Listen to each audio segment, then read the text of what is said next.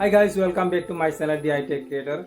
Guys, today's in this video you can see this is a Samsung Z7 Pro. So this Samsung Z7 Pro is broken the screen, you can see. So touch is not working properly.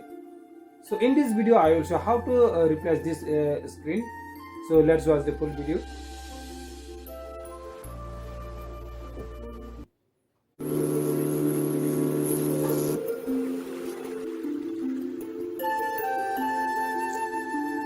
You can see guys, I want to remove this screen.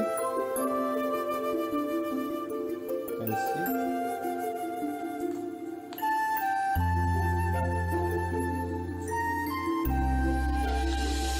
So this is a new screen.